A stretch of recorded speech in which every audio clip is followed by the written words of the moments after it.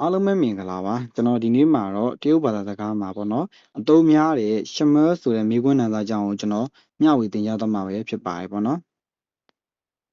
်ဟုတ်ပြီကျွန်တော်ကြည့်ကြည့်မယ်ဒီရှမောဆိုတဲ့မိကွန်းနံစာကဒီတရုတ်ဘာသာစကားမှာတော်တော်လေးသုံးများတယ်နေ့တူကသုံးတဲ့အသုံးလုံးစကားလုံးလေးဖြစ်တယ်ပေါ့နော်ဟုတ်ပြီကျွန်တော်ဒီရှမောဆိုတဲ့မိကွန်းနံစာကဒီဝက်ကြထဲမှာဆိုရင်ဘယ်နေရာမှာသုံးပြုလဲဆိုရင်ကျွန်တော်ကအနေအသေးပဲဆက်ဆက်မှုရှိရဲ့ဒီနေရာမှာသုံးပြုပြရတယ်ဘာလို့ပြောအောင်ဆိုရင်ကျွန်တော်ကတချို့ဝက်ကြတွေမှာဗျာတချို့ဝက်ကြတွေမှာကဒီ object ကိုနှစ်မျိုးသုံးရတဲ့ဝက်ကြတွေရှိတယ်အဲ့လိုနေရာဆိုရင်ကျွန်တော်မှားသုံးမှာကြောက်တယ်ပေါ့နော်ဒါပေမဲ့ဒီမှာတော့ကျွန်တော်ကရိုးရှင်း subject ပဲ object ကိုပဲကျွန်တော်သုံးမှုထားဖြစ်တဲ့အတွက်ကျွန်တော်ကဒီမှာ object နေရာမှာအသုံးပြုရလို့ပြောလဲမမှားဘူးပေါ့နော်ဟုတ်ပြီဒါဆိုရင်ကျွန်တော်ဥပမာလေးကိုကျွန်တော်ကြည့်ကြည့်ရအောင်ဟုတ်ပြီဥပမာလေးကဘာလဲဆိုရင်ကျွန်တော်ကြည့်ရအောင်ကြောင်ရတဲ့ငါးစားရဲ့ဒီမှာကြည့်လိုက်ဗျာကြောင်ဆိုတဲ့ဒီဟွာကနောင်းကဆိုတာငါးကိုစားတာဒါဆိုရင်စားရတဲ့သူကစားရဖြစ်လို့လေကြောင်ကဘာဖြစ်မှာလဲကြောင် subject အနေနဲ့ဖြစ်မယ်စားခြင်းခံရတဲ့ငါးကကြတော့ object ဖြစ်မယ်စားတာကြတော့ verb ဖြစ်မယ်ပေါ့ဗျာဟုတ်ပြီကျွန်တော်ဒါလေးကိုကြည့်ကြည့်မယ်ပေါ့နော်အဲ့ဒါကိုကြောင်ကငါးစားရဆိုရင်တရုတ်လိုဘယ်လိုလဲဆိုရင်မောင်ရှိယူကြောင်ကငါးကိုစားတယ်ဟုတ်ပြီကြည့်ကြည့်လိုက်ဒီကြောင်စားသုံးလို့ဖြစ်တဲ့သူကဒီမှာ subject အနေနဲ့သုံးပြုပေးထားတယ်စားရဆိုတဲ့စကားလုံးကကြတော့ပေါ့နော်ဒီစားရဆိုတဲ့စကားလုံးကကြတော့သူဘတ်အနေနဲ့သုံးပြုပေးထားတယ်ပေါ့နော်ဒီစားခြင်းခံရတဲ့ငါးကကြတော့သူ့ကိုကျွန်တော်က object အနေနဲ့အသုံးပြုပေးထားတာဖြစ်ပါတယ်ဒါလေးကိုနားလည်ထားဖို့လိုရပေါ့နော်ဟုတ်ပြီကျွန်တော်အဓိကပြောချင်တာကဒီအောင်မဟုတ်ဘူးနော်အဓိကပြောချင်တာရှမွဲဆိုမိကွန်းနံစာကိုပြောချင်တာဒီရှမွဲဆိုမိကွန်းနံစာကဘယ်နေရာမှာစားထုတ်သုံးပြုအောင်ဆိုရင်ကိုမေးချင်တဲ့မိကွန်းနေရာမှာစားထုတ်သုံးပြုတယ်ဥပမာမိကွန်းကိုဘယ်လိုပြောင်းလိုက်မလဲဆိုရင်ခုနကပေါ့နော်ကြောင်းငါးကိုစားတယ်ကြောင်းငါးကိုစားတယ်ဗျာခုဘယ်လိုပြောရချင်လဲကြောင်းဘာကိုစားတာလဲလို့မေးချင်တယ်ဆိုရင်ကျွန်တော်ကဒီခုနရှမွဲဆိုမိကွန်းနံစာကိုဟိုဘာလဲဆိုမိကွန်းနံစာကိုကျွန်တော်ကစားခံရတဲ့ငါးနာမှာကျွန်တော်ကစားထုတ်ပြီးသုံးပြုလိုက်ရုံပဲဒါမျိုးလေးပဲပေါ့နော်ဒါမျိုးလေးပဲအရင်လွယ်ကူရိုးရှင်းတယ်တရုတ်စာမှာလည်းဘယ်လိုမျိုးလဲဆိုရင်ကျွန်တော်ကြည့်ကြည့်မယ်ခုနကကြောင်းငါးဥစားရဆိုရင်မောင်ချီရီကြောင်းငါးဥစားရဒီဘယ်လိုဖြစ်သွားလဲဆိုရင်ဒီစားခြင်းခံရတဲ့ကျွန်တော်ကယူဆွဲနေရမှာဒီဘာလဲဆိုရင်မိခွန်းနံစာရှမောဆိုတာလေးကိုထည့်ပြီးသုံးပြုပြလိုက်ရုံပဲဒါဆိုရင်ရသွားပြီကျန်တာအတူတူပဲကြောင်းငါးဥစားရဆိုရင်မောင်ရှိရီကြောင်းဘာကိုစားရလဲဆိုရင်မောင်ရှိရှမဲကြောင်းဘာကိုစားတာလဲဒါမျိုးလေးပဲပေါ့နော်ဒါမျိုးလေးပဲရမ်းလွယ်ကူရိုးရှင်းတယ်ဟုတ်ပြီပို့ပြီးနားလဲသွားအောင်လို့ကျွန်တော်နောက်ထပ်ဥပမာလေးတစ်ကြောင်ကြည့်ကြည့်အောင်နောက်ထပ်ဥပမာလေးကဘာလဲဆိုရင်ကျောင်းသားကတရုတ်စာတင်တယ်ပေါ့ဗျာကျောင်းသားတရုတ်စာတင်တယ်ကျောင်းသားကတင်တဲ့လူတင်ရင်ခံရတာတရုတ်စာဒါဆိုရင်ကျောင်းသား subject ဖြစ်မယ်တင်ရင်ခံရတဲ့တရုတ်စာကြောင့်ကျွန်တော် object အနေနဲ့သုံးပြုပေးမှာဖြစ်ပါတယ်ဒါဆိုရင်တရုတ်လိုဘယ်လိုလဲဆိုရင်ကြည့်ကြည့်မယ်ရွှေရှမ်းရွှေကျုံးဝံကျောင်းသားတရုတ်စာတင်တယ်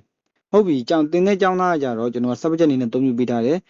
တင်ယူစီဆိုရွှေရကြတော့ကျွန်တော်ဘတ်အနေနဲ့အသုံးပြုပေးထားပါဗျာဒီစကားလုံးကဘတ်အနေနဲ့အသုံးပြုပေးထားတယ်တင်ချင်းခံရတဲ့ကျွန်တော်က object ကကြတော့တင်ချင်းခံရတဲ့တရုတ်စာကကြတော့ကျွန်တော်ဘာအနေနဲ့ဟာပြုတာလဲဆိုရင်ကျွန်တော် object အနေနဲ့အသုံးပြုပေးထားကြပါတယ်ဒီမှာတရုတ်စာပေါ့နော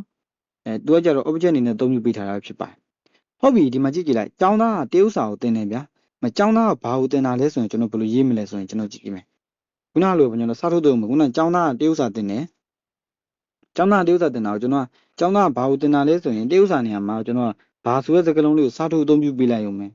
ခုနကကျွန်တော်ကြည့်ကြည့်လိုက်ကျောင်းသားကတရုတ်စာတင်ဒီကိုရွှေရှမ်းရွှေကျုံးဝံကိုကျွန်တော်ကကျုံးဝံနေရာမှာဘာလဲဆိုရင်မိခွန်းနံစာလေးကိုစားထုတ်အသုံးပြုလိုက်ရုံပဲဒါဆိုရင်ရသွားပြီဒီလိုမျိုးလေးပဲရမ်းမခက်ဘူးပေါ့နော်ကျောင်းသားဘာကိုတင်တာလဲဆိုရင်ရွှေရှမ်းရွှေဖြစ်မယ်ကျောင်းသားကဘာကိုတင်တာလဲsubject ကတော့ကျောင်းသားကဒီတင်တဲ့သူဖြစ်တဲ့သူ့ subject အနေနဲ့အသုံးပြုပေးထားတယ်ချွဲဆိုတဲ့စကားလုံးကဘတ်အနေနဲ့သုံးပြီးပြရတယ်။တင်ချင်းခံရတဲ့ဒီစားတော့တရုပ်စာပေါ့နော်။ကိုကဘာဆိုတဲ့မိခွန်းနံစာကြတော့ကျွန်တော် object အနေနဲ့အသုံးပြုပေးထားတာပဲဖြစ်ပါတယ်။ဒါဆိုရင်နားလည်သွားလိမ့်မယ်လို့ကျွန်တော်ယုံကြည်ရပါဗျာ။ဟုတ်ပြီကျွန်တော်သူကတခါတလေဒီမိခွန်းနံစာရှမဲရတခါတလေနောင်းလေးနဲ့အတွဲပြီးအသုံးပြုရအောင်လဲကျွန်တော် ASK1 grammar မှာကျွန်တော်တွေ့ရပေါ့နော်။ပါတယ်ပေါ့နော်။အဲ့ဒါလေးကျွန်တော်အနည်းငယ်ရှင်းပြပေးမယ်။အဲ့ဒါဘာလဲဆိုရင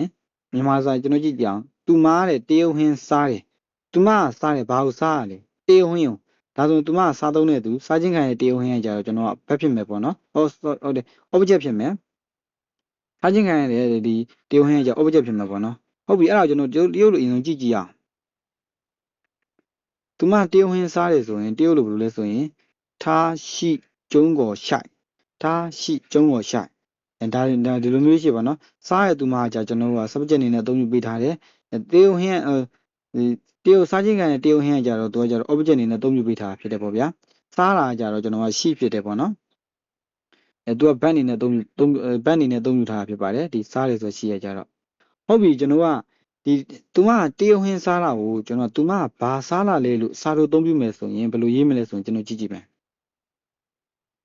ဟုတ်ပြီကျွန်တော်ကြည့်ကြည့်မယ်ဒီမှာကြည့်လိုက်သူမဘာဟင်း